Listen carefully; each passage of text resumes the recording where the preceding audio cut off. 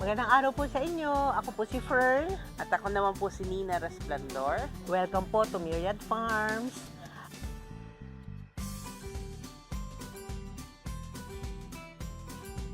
Ang Myriad Farms po ay nag-umpisa ng mga early 80s. Pero ang pagmamanage po noon ay sa aking nanay. Kami po ni Nina ay nag-start po kami mag-manage noong 2017. Year 2019 kami na-accredit ng DA, ATI as Learning Site for Agriculture. Yun yung aming naging umpisa. And then, year 2020 naman kami na-accredit ng TESDA bilang Farm Field School. So, farm school na rin kami. And 2020 rin kami na-accredit ng Department of Tourism as Farm Tourism Site. Tapos 2021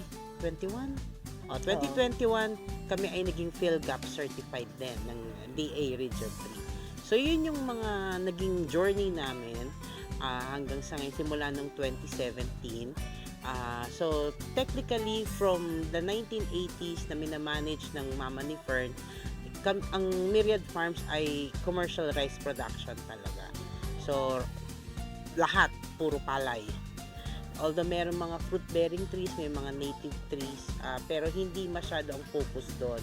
Noong 2017 na kami ng dalawa ang nag-manage, slowly diniversify namin yung farm, ginawa namin siyang integrated, so nag-introduce kami ng naturally farmed na mga vegetables, tsaka yung fruit-bearing trees namin, nagdagdag kami ng mga, dati ang nandito lang ay santol, duhat, mangga, Guyabano.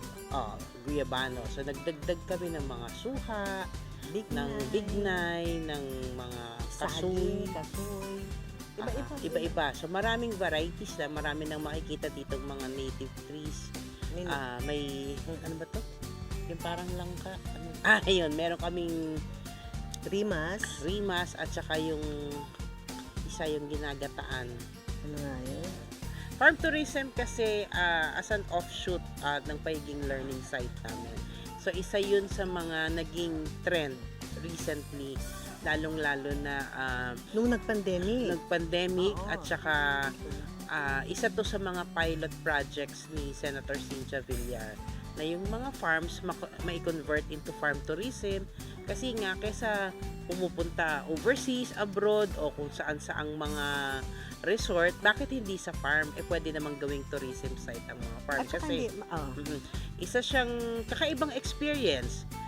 Dito maaari yung ma-experience yung mamimitas kayo ng mga harvest, ng mga gulay, ng mga prutas, pick and pay.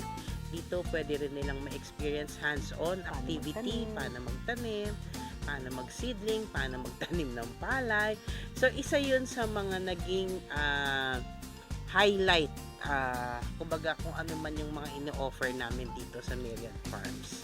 At saka isa pang maganda doon ay yung parang get to know your farmer. Kasi hindi ba marami nga sinasabi na kailangan healthy kinakain natin, kailangan sa kalusugan natin maging maganda yung kinakain natin. So what better way na kundi kilalanin mo yung farmer, kilalanin mo yung sino ang mga nagtatanim, anong klase, pamamaraan ng ginagawa nila. So alam mo kung saan galing yung mga talong, yung mga kamatis na binibili mo sa palengke, sa merkado. Yan. So at least sa pamamaraan na ito, mas may ipapakalat namin kung ano ang benepisyo ng pagiging isang magsasaka. Kasi ang konsepto palagi bilang magsasaka ay mahirap ka lang. Maghapon ka nagtatrabaho sa bukid, nakayuko, ganyan. Hindi naman, mahirap, wala naman trabahong madali lahat naman ng trabaho mahirap. So, kailangan mo lang talagang magkaroon din ng tibay ng dibdib, tibay ng loob. Lalo na kung may mga kalamidad, may mga bagyo. Katulad ngayon, umuulan. Yan. So, kailangan handa ka kasi yung pabago-bagong panahon din natin, kailangan nag-a-adapt din tayo sa pagbabago ng klima ng ating panahon. So, kung dati ang i-adjust mo yung planting calendar mo, kumbaga, para hindi ka maapektuhan masyado ng mga bagyo na tinatawag natin. So, kahit paano, kung may bagyo man, meron ka pa ring aanihin, meron ka pa ring maibibenta, meron ka pa ring makakain. Oo. So, ang main produce talaga namin Ay, is palay. bigas, Oo. palay. Yan. So, malaking bahagi ng farm ay nakakonsentrate sa rice production. Ano? Meron kaming black rice, Meron red kaming rice, pigmented rice, may puting malagkit. bigas, may malagkit. So, iba't ibang klase ng bigas o ng grains ang aming itinatanim. So, meron kaming mga fruit-bearing trees, kagaya na nabanggit namin kanina. meron din kaming herbs, Meron gulay. kaming herbs, meron kaming mga lowland vegetables, at meron din kaming high-value crops. Yung nagpo-process na din kami yung mga galing sa guyabano, bignay at mangga. Ginagawa namin siyang suka, fruit vinegar, natural fruit vinegar ang tawag namin. Naturally fermented fruit vinegar. So, wala siyang halong chemical, natural process lang. And mas healthier. Kasi kesa bibili ka ng mga commercially produced na suka na masyadong mataas yung acid content niya, ito ay sigurado ka na wala siyang chemical. Dahil nga kami ay isang learning site at isang farm school, nagko-conduct kami dito ng mga trainings. Agricultural trainings. So basically, mga inbred rice production, pest and nutrient management, digital agriculture course. Tapos meron din kaming collaboration with different government agencies. Katulad today, meron tayong mushroom processing training. This is in partnership with CLSU. May mga partnership din kami with ATI. Nagko-conduct sila ng training dito for vegetable production. Digital Farmers Program. Digital Farmers Program. With TAU, yung chicken. Isa chicken. Free-range chicken and goat production. Racing. Yan, yung mga ganong bagay.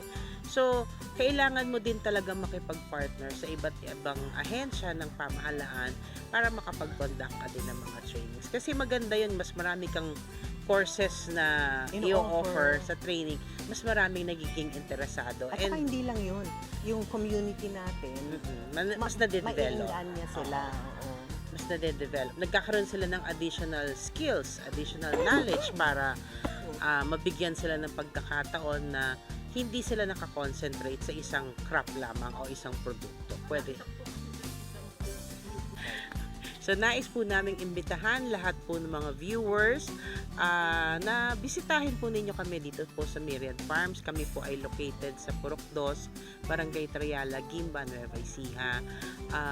Kami po ay tumatanggap ng mga farm tourists. Tumatanggap din po kami ng mga training participants. Miski po yung mga senior high school na nag-OJT na kinakailangan po ng on-the-job training, kami po ay tumatanggap ng mga OJTs din po dito sa amin. Kasi iyon po ay isang magandang paraan para ma-encourage po natin yung mga kabataan, yung mga youth, na mas maintindihan po nila kung ano po talaga yung proseso, importansya at konsepto po ng pagsasaka.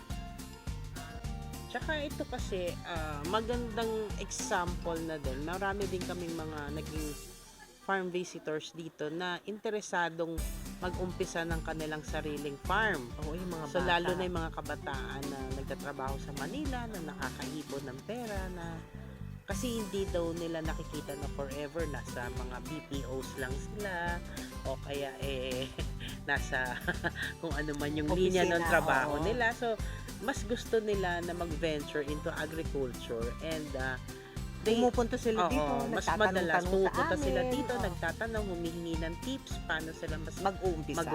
So kami naman, hindi kami madamot sa mga ganong klase ng informasyon, kasi mas marami kaming ma-encourage na mag-venture into agriculture, mas magiging maganda ang kinabukasan ng buong Pilipinas. Na pag sila po ay pumunta dito sa Myriad Farms, sila po ay welcome palagi. Ang aming po palagi sinasabi, come grow with us. Kasi kasabay namin kasabay po namin kayo sa pag-asenso, sa paglaki, sa paglago ng agrikultura. Yung aming farm school naman, ang tagline naman is learn, lead, and grow. So, ibig sabihin nun, matuto ka, maging leader ka sa iyong community, at lalago rin ang kayo. iyong negosyo. Oo.